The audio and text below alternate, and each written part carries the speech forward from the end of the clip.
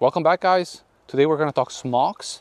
They are kind of rare in this part of the world. We're going to do a little bit of history and then also explain why I think they're incredibly underrated.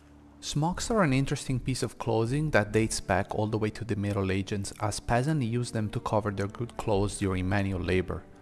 They rise in popularity in military application in World War II with British troops, especially for paratroopers since it allowed them to carry more equipment closer to their body during jumps.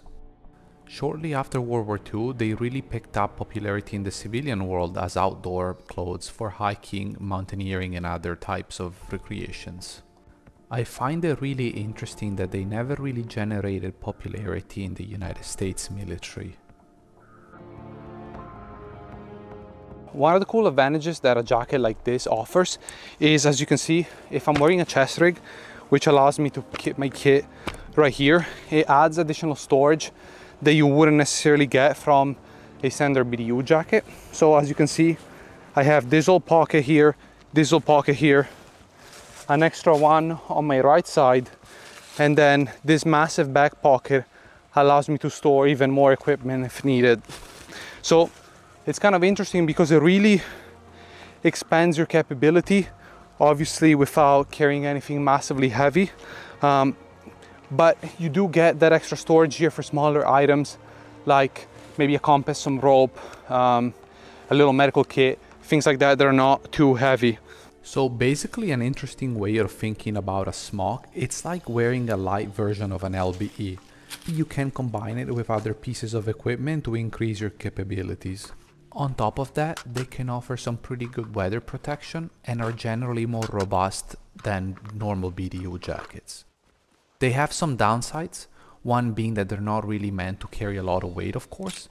Lastly, these pieces of kit tend to be really expensive. So it's hard to see, but there is an insert here for elbow protection. There is actually some foam material in here for elbow abrasion, which is nice. And then you get these pockets here on the shoulders that have just a button closure. Some Velcro on this side.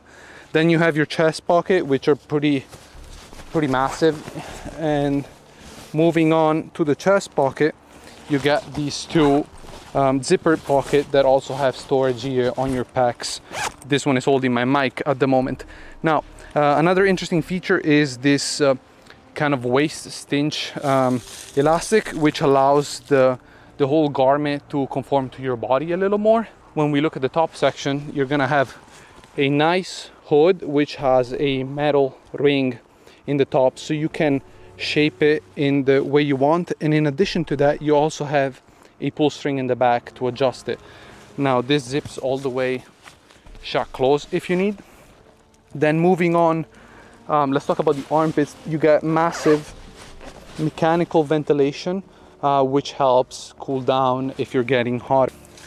Another kind of closure that you can play with is how much this expands with the drawstrings.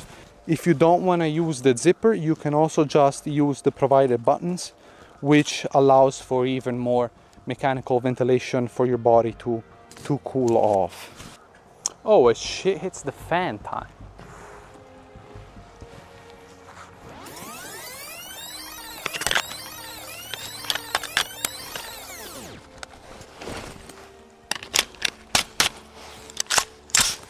So I have another example here, not as feature-packed, expensive and rare as the other piece.